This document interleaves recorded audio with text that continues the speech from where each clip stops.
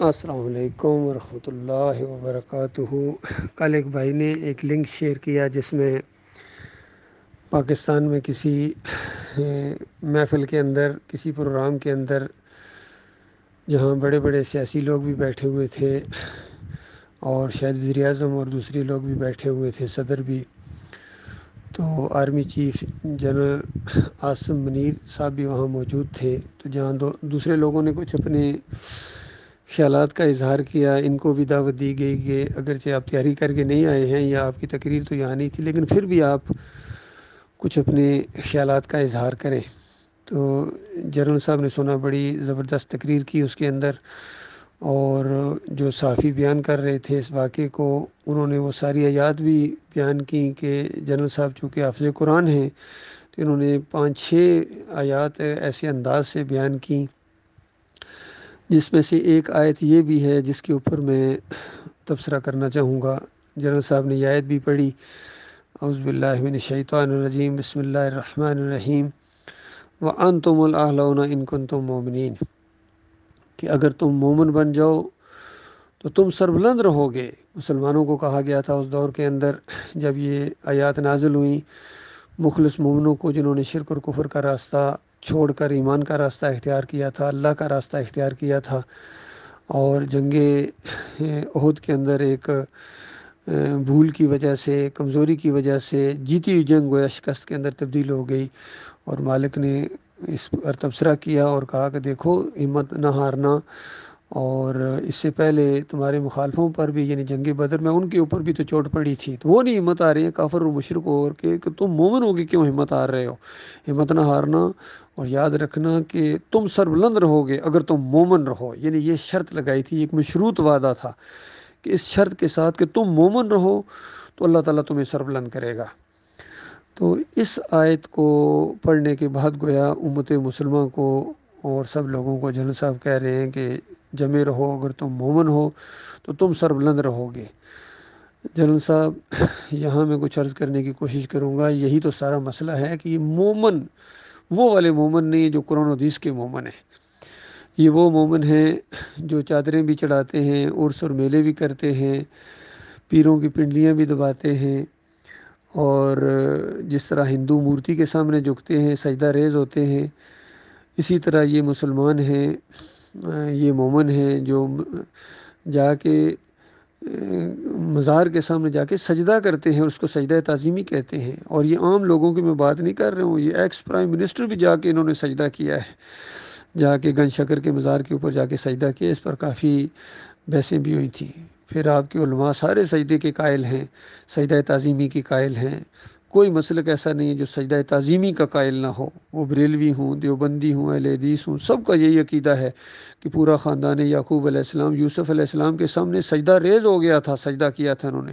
Doctor اسرار اس کو زور دے کے بیان کرتے ہیں، علی انجینئر اس کو زور دے کے بیان کرتے ہیں، طارق جمیل کا تو کہنا ہی کیا، وہ بہت زیادہ زور دیتے ہیں، اس مشرکانہ عقیدے کو پروموٹ کرتے ہیں، اور امت مسلمہ کی اکثریت کا یہ عقیدہ ہے، حالانکہ وہ سجدہ شکر تھا جو اللہ کو کیا گیا تھا۔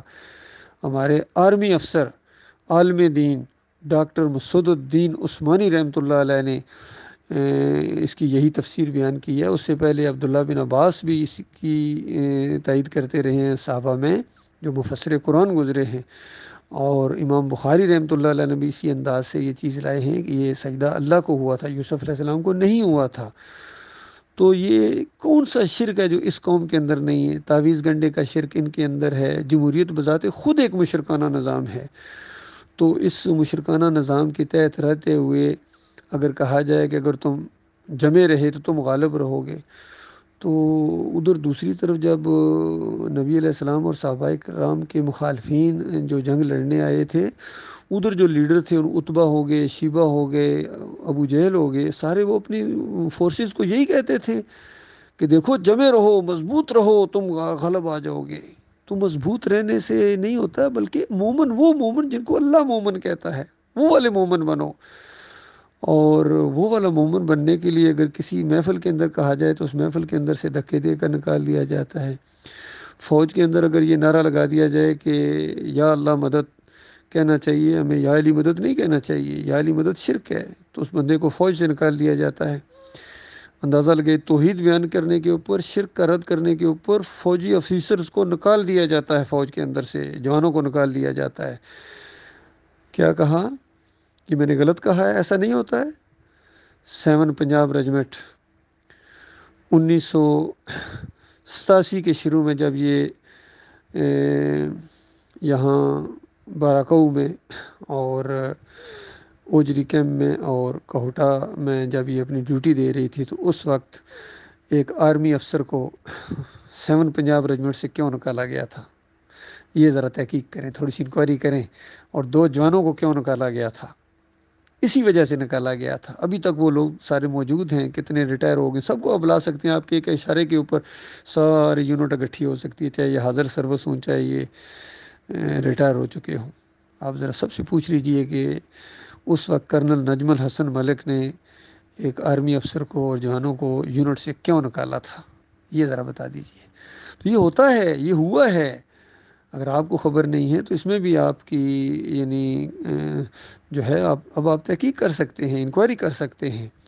تو یہ وہ والے مومن بنو، تب آپ کو اللہ تعالیٰ سربلند کرے گا پوری دنیا کے اندر۔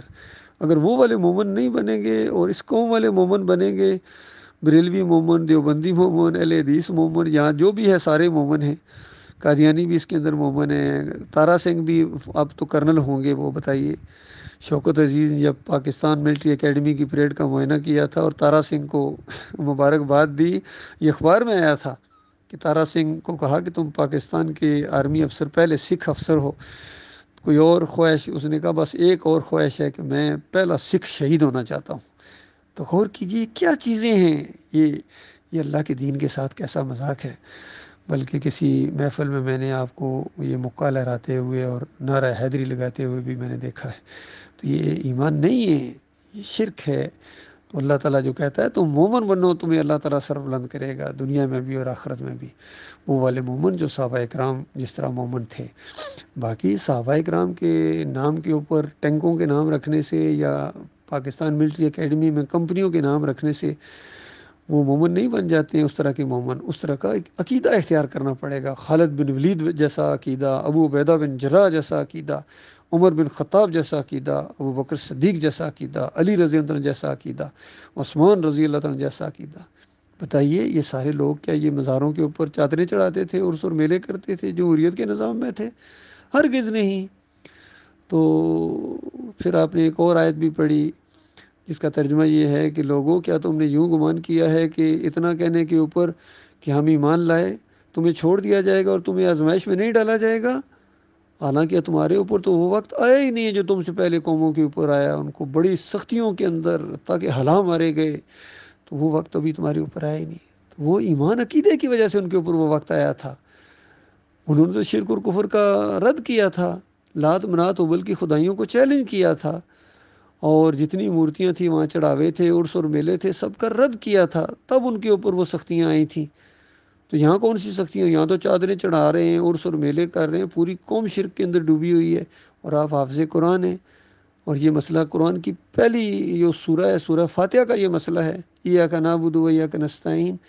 اللہ کی حمد و ثنا بیان کرنے کے بعد اللہ سے کہا جاتا ہے اللہ ہم تیری عبادت کرتے ہیں، کرتے رہیں گے، تو اس سے مدد مانگتے ہیں، مانگتے رہیں گے۔ تو بتائیے کہاں گنجائش ہے یا علی مدد کی، یا رسول مدد کی؟ کسی محفل کے اندر اگر آپ یہ کہیں نا یہ ایمان ہے، تو اس کے بعد کیا ہوگا وہ آپ سمجھتے ہیں۔ لہذا بہرحال یہ مانیں گے بات تو اپنا فائدہ کریں گے، نہیں مانیں گے تو شرک کرنے والوں کے لیے اللہ تعالیٰ نے جنت حرام قرار دی ہے، چاہے وہ عمرے کرتے ہیں، چاہے حج کرتے ہیں، چاہے 5 وقت کی صلات پڑھتے ہیں، تہجد گزاری ہیں، حافظ قرآن ہیں، جو کچھ بھی ہیں۔ حافظ قرآن ہونا کافی نہیں ہے، ایمان لانا قرآن کے اوپر اصل چیز ہے۔ جس طرح خادم حسین رضوی کتنے زبردست حافظ قرآن تھے، کتنا مخرج ان کا صحیح، سب کچھ ٹھیک، لیکن شرک ہر تقریر کے اندر، شرک ہر تقریر کے اندر شرکیہ نعرے، قبر پرستی، پیر پرستی، سب کچھ ان کے اندر تھا۔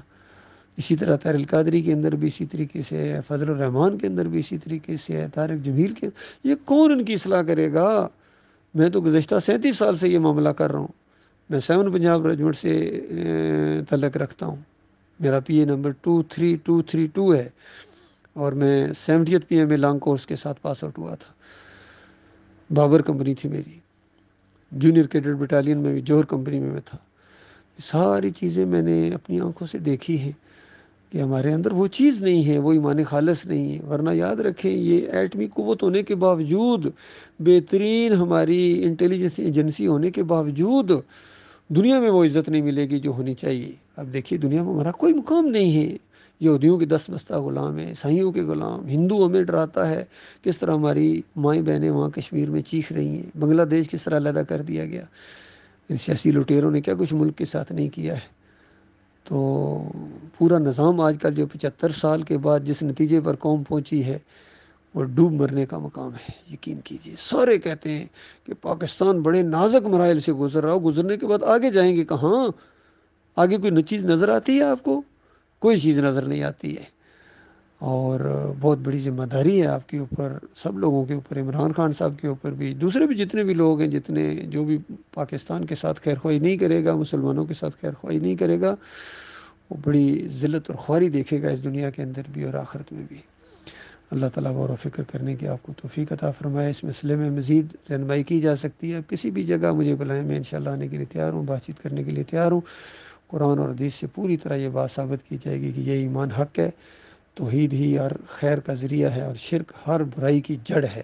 اس کو بالکل جڑوں سے اکھیڑ دیا جائے، بالکل ذرا برابر اس معاملے میں کسی کی پرواہ نہ کی جائے۔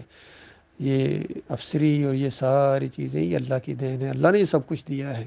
کسی کو جو بھی مقام دیا ہے وہ سب کچھ اللہ نے دیا ہے۔ جس طرح عمران خان صاحب ہمارے بھائی کہتے رہتے ہیں کہ مجھے اللہ نے بہت کچھ دے دیا تھا۔ بھائی بہت کچھ اللہ نے دے دیا ہے اور ابھی بھی کتنا کچھ اللہ نے آپ کو دیا ہو، تو اللہ کے سامنے جھکو نا، پھر مزاروں کے سامنے کیوں جھکتے ہو؟ پھر شرک کیوں کرتے ہو؟ پھر جمہوریت کے مشرکانہ نظام کو کیوں تقویت دیتے ہو؟ لوگوں کو کہتے ہو کہ دیکھو میں تمہیں لا الہ الا اللہ کا مطلب بتا رہا ہوں، اور لا الہ الا اللہ کے علاوہ کوئی خدا نہیں۔ بتائیں کون مانتا اللہ کے علاوہ کوئی خدا ہے؟ اللہ کے علاوہ کوئی معبود نہیں، یہ کہیں کوئی داتا نہیں، کوئی دستگیر نہیں، کوئی مشکل کشا نہیں، حاجت روا نہیں، رکوع اور سجدے مزاروں کے سامنے کرنا شرک ہے، کفر ہے۔ کوئی واسطہ وسیلہ نہیں، براہ راست اپنے مالک اور خالق کو پکارنا ہے، یہ قرآن کی تعلیم ہے۔ ذرا کہیں نا اس طریقے سے، پھر آپ کو پتہ چلے گا کون آپ کو ووٹ دے گا۔ وہی کرسیاں اٹھا کے آپ کے سر پر ماریں گے لوگ، کیونکہ یہ اس چیز کی سنت ہے۔ نبی علیہ السلام کو طائف میں جا کے ایسے نہیں پتھراؤ ہوا تھا، انہوں نے توحید کی دعوت دی تھی، رد شرک کیا تھا۔ مکہ سے کیوں نکالے گئے تھے؟ ایمان کی دعوت دی تھی، توحید کی بات کی تھی، رد شرک کیا تھا، شرک پھیلانے والوں کی نشاندہی کی تھی۔ یہ سب کچھ تو اس راستے کے پھول ہیں جو اللہ کے راستے میں آتے ہیں اور سختیاں آتی ہیں، اس کے بعد جا کے ایمان خالص غلبہ پکڑتا ہے۔ یہ ووٹوں کے ذریعے اور نوٹوں کے ذریعے نہیں آتا ہے، یہ بھیک مانگ کے اقتدار نہیں لیتا ہے ایمان، یہ پوری طرح اپنی شان کے ساتھ آتا ہے۔ اور یہ دنیاوی اقتدار، دنیا کی افسری، دنیا کی یہ صدارت وزارت، یہ تو ناک رگڑتی ہوئی آتی ہے۔ یہ اللہ نے وعدہ کیا وَأَنْتُمُ الْأَعْلَوْنَ إِن كُنتُم مُؤْمِنِينَ، اگر تم مومن بن جاؤ ہم تمہیں سربلند کریں گے، تمہیں عزت عطا فرمائیں گے۔ مالک کے وعدہ ہے، اللہ تعالیٰ کا سچا وعدہ ہے، اپنے مخلص مومن بندوں کے ساتھ یہ پورا وعدہ ہو کے رہنا ہے۔ اللہ تعالیٰ ہم سب کو ایمان خالص عطا فرمائے۔